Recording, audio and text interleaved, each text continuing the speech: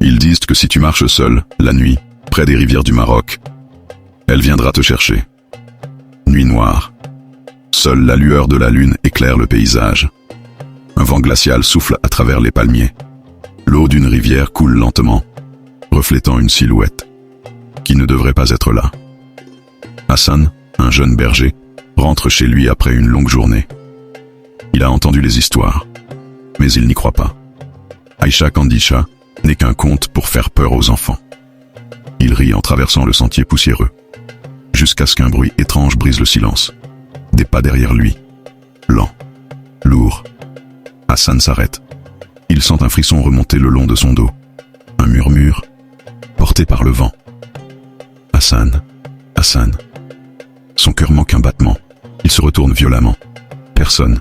Le silence est trop profond, comme si la nuit retenait son souffle. Mais alors qu'il s'apprête à repartir, il la voit.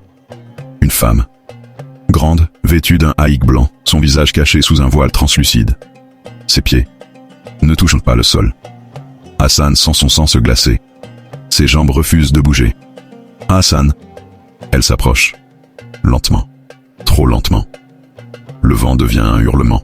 Ses yeux scintillent dans l'ombre. Hassan veut courir, mais son corps ne répond plus. Elle lève une main, si fine, si osseuse. Il veut crier, mais aucun son ne sort de sa bouche. Alors il voit, sous son voile, des cornes tordues se dessiner dans l'ombre. Son cœur explose. Il ferme les yeux. Quand il les ouvre, elle a disparu.